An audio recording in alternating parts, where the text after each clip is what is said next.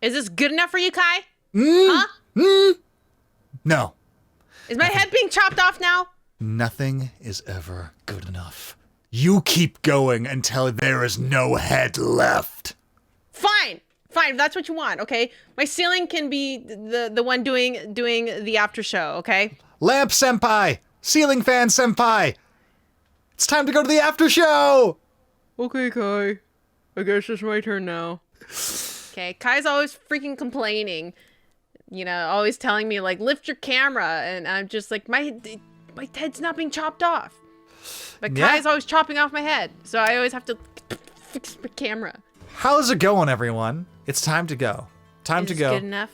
Yes, it is good enough. And it's time to go to the after show. Going on little adventures, up and down, up and down. Oh, yeah. And down. Man, Stairmaster workout is full swing. I like to imagine like because like you're going down like a massive spiral staircase. Like each time you go up and into the catacombs, there's like, just need to. Okay, Patrina, you stay there.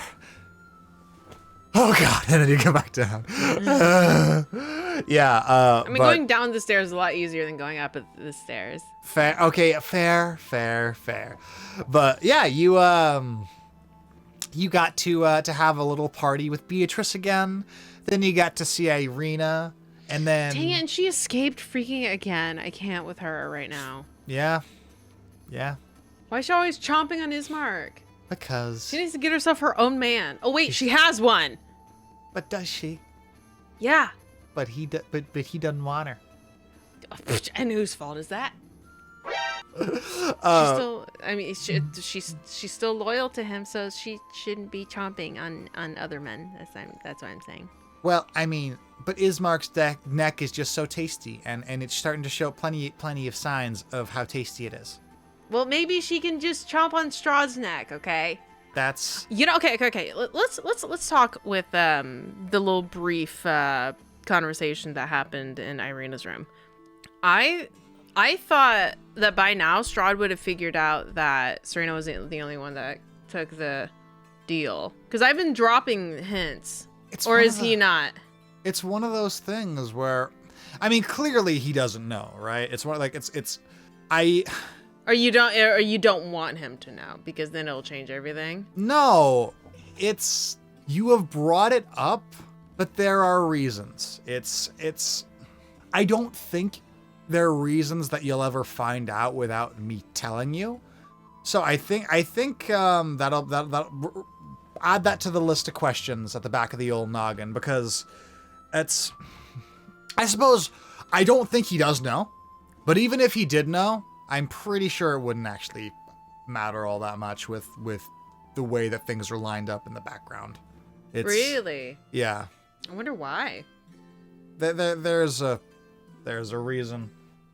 It's actually like one of like the first things that is in this book is like, you know, like you open up the book and it's like, what is horror? And then it's like Strahd von Zarovich's motivation, what he wants.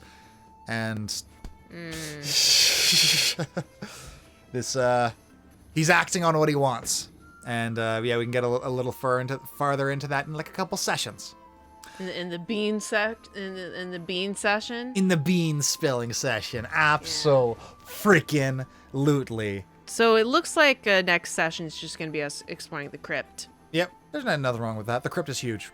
And yeah, I mean, it looks big. Yeah, and if every single cell has something, I don't even know if I'm going to look at them all. You know? Yeah, that as soon as you went down there and like I looked at the chapter, I mean, so I did a lot of summary this session just to keep things moving along because so many things were happening. Same thing with like the combat descriptors and things like that. Like I just wanted things to keep moving.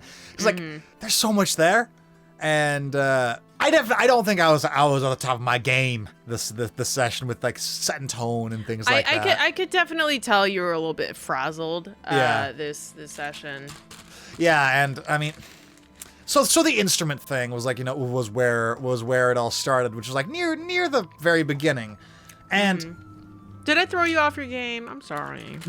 It's one of those things where I read that was a thing, and admittedly, like this is on me. Like I could have interpreted, like both the male consort and the fool scene. I could have interpreted differently to more like encompass, I guess, the tone of the game. But like, I read the lines, the script, as it were, that the jester says, and I'm like, who would talk like this in my world? So I just leaned into the goofiness. And it led to some laughs. It led to some funny moments. But it also led to a what the hell is going on kind of a feeling. It definitely had a lot. I feel like I had a lot of that this session of like, huh? Yeah, it was bouncing all over the place. The tone wise, this session was all over the place. Yeah, it was like one thing and then all the way to the other side. I was kind of like, once I figured out that Escher was a male consort. Basically, Strahd has a husband. Yeah. It was kind of disappointing that he was just kind of like this sad drunk, you know? Mm. He's just like, oh, woe is me. Strahd likes other people. I guess I'll die. Yeah. Yeah, I was just like, man, the wives were like, all three of them are super interesting. And then you got him. He's just like... Yeah. And it's just like, man, he could have been he would have thrown a whole wrench into this entire, like, it would have, I wasn't expecting him at all. And I think if you developed him the way that you developed the other three brides, it would have thrown a whole wrench into the entire equation. I would have been like mind blown, like, oh shoot. I have a fourth one I have to deal with. Yeah.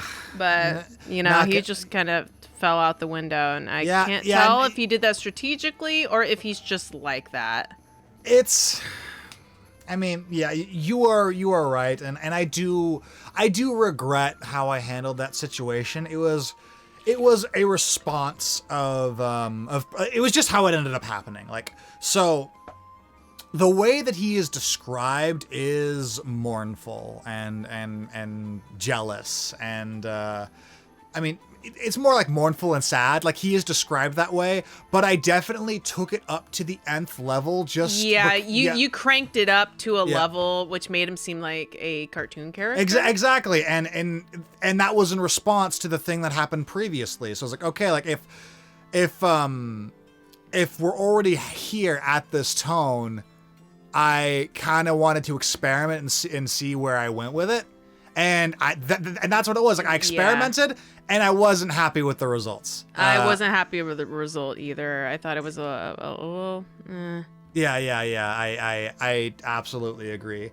It was one of those situations where it could have been so cool, but as soon as, you know, like one decision informs another, and then as soon as this tone was established of this jester like showing up and how goofy this was, that continued onward, and it was only, you know, I just kind of went for it because, like, I was there, like, and that was what I needed to do when I was there, and then that's what happens. You know, you win some, you lose some, because you're right. Like, I even had written in my notes like this big thing that I kind of like threw out the window because of just session pacing, and I wanted to have things like, okay, like, if I'm gonna do this, like, I can't have it jump too back and forth.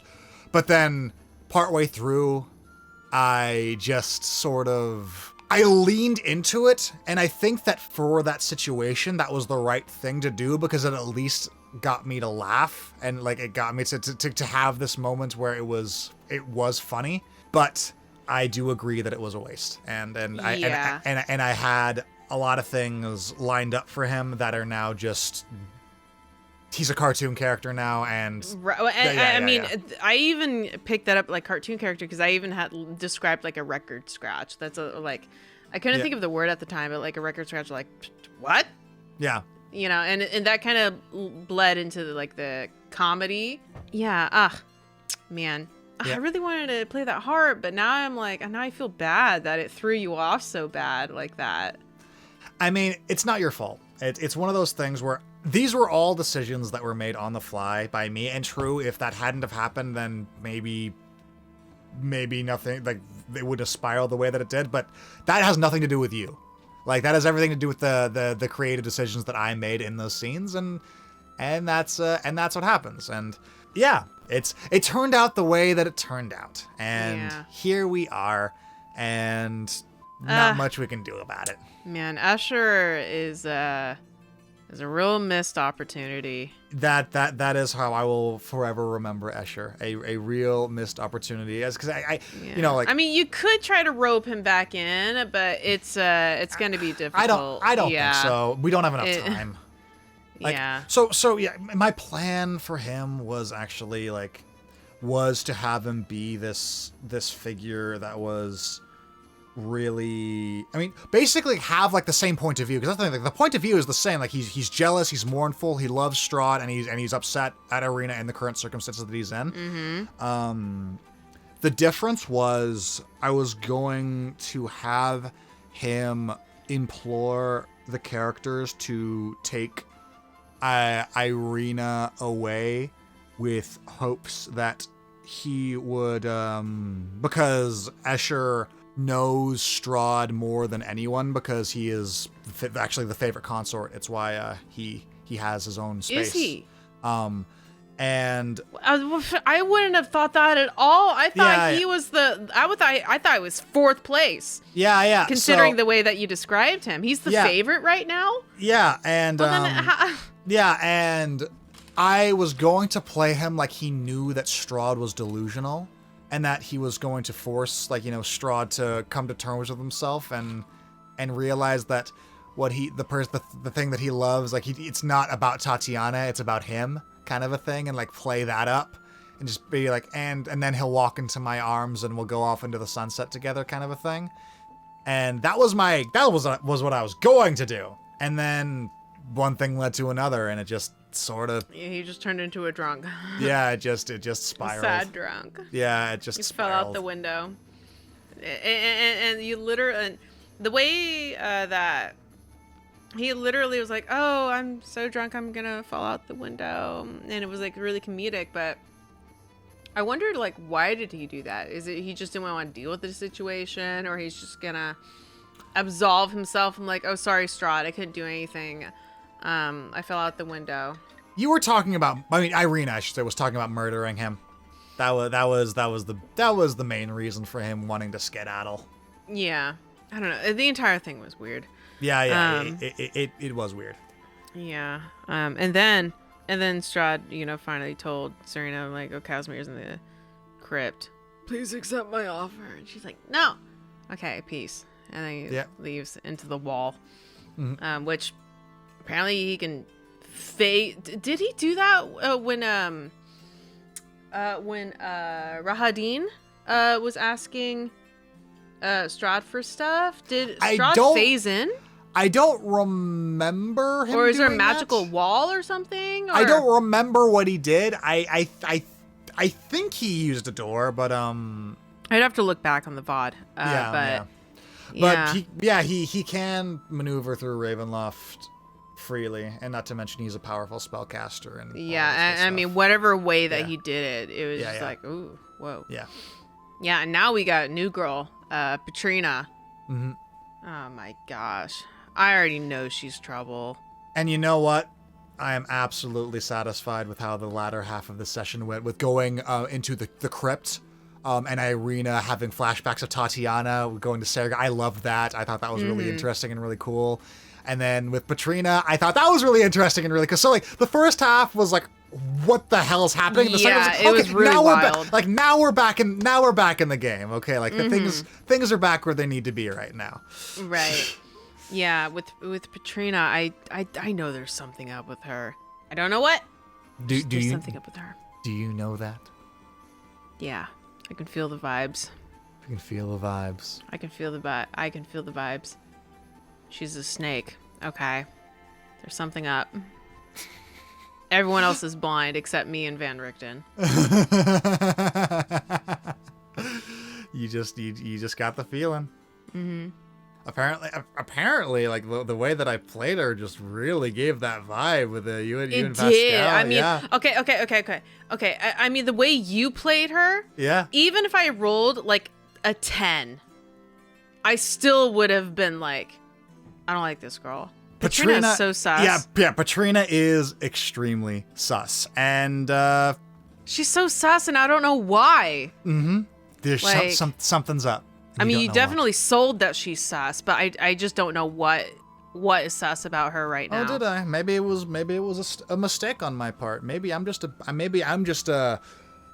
not deliberate with my creative decisions, and it's a pure coincidence that you think she's suspicious. Guess what? Kai over here decided to end the recording early. I didn't mean to. Your recording like died halfway through. What are you doing? 1, 2, 3. Yeah. Sorry. Yeah, I didn't mean to. I don't know what happened. It just happened. And I don't know what happened. Well, anyway, you know, I hope you all enjoyed, whoever in the world is watching this. If you just stumbled upon this on YouTube and you're at this point, you've decided not to click away, well then, guess what? You can visit us on our Twitch channel where we actually play live. No way. Yeah, we actually play D&D live on our Twitch channel. No. And you can see it. I know. It's a lot. It's crazy. I know. Mm-hmm. What a great deal. So you can find links in the description to visit our Twitch channel, and you can check us out. We also have a link to our Discord, and you can find, you know, community games. You can find the other times that we play, or you can just chat with us, you know? All the way. Yeah, and all the other members of the community. So it's a fun time. Yeah, get well, the getting's good. We hope to see you there. And thank you for watching the video. And if you have any thoughts, you know, comments, complaints, concerns, crying, you can tell that in the comments below. So, yeah. I have all of those things. This after show was a cluster. I know. It's another C word we can add to the list. So, like, subscribe, all of those good things. We will see y'all next time. Goodbye, everyone. Bye.